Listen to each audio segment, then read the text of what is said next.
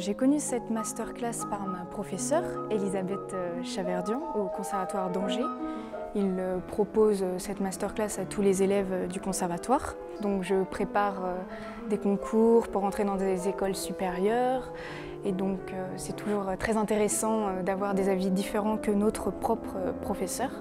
Donc ici David Bismuth qui est un très grand pianiste.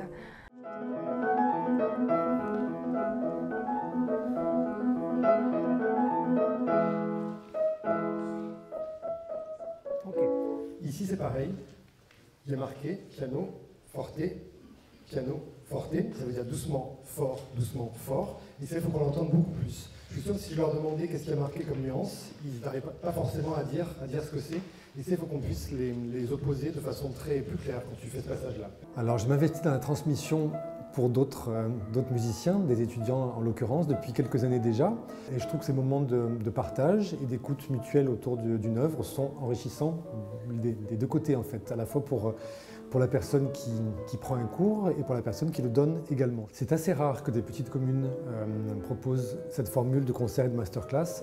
C'est vrai que ça va généralement de pair avec des établissements qui sont des conservatoires à rayonnement régional par exemple, ou des villes vraiment de moyenne ou grande importance. Sur ces cours que j'ai donnés aujourd'hui, il y a deux choses qui me frappent. C'est déjà le contexte dans lequel ces cours sont donnés. Il s'agit donc du château de Durtal, et là j'avoue que c'est quand même un lieu assez majestueux pour y faire de la musique et pour y partager la musique aussi avec d'autres. Et l'autre chose qui est inhabituelle et qui est vraiment un vrai plus, c'est d'avoir eu, comme c'était le cas ce matin, plusieurs classes de petits niveaux, des classes d'école primaire qui allaient du CE2 au CM2 avec donc une centaine, je crois même 120 enfants. Et là j'avoue que c'est un moment de partage donc avec plusieurs générations.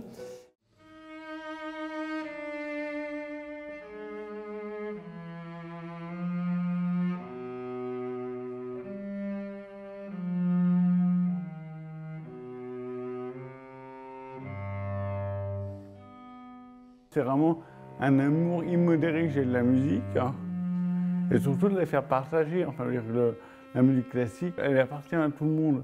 Il ne faut pas penser que c'est réservé à une élite ou aux bourgeois ou à la classe dirigeante. La musique de Mozart est pour tout le monde, d'autant plus que toute la musique populaire actuelle est basée sur la musique classique. Gainsbourg est un musicien classique. Au départ, Paul Naref, Berger, tous ces gens-là connaissent le Rachmaninov sur le bout des doigts. Moi, je suis venu à la musique classique par le rock.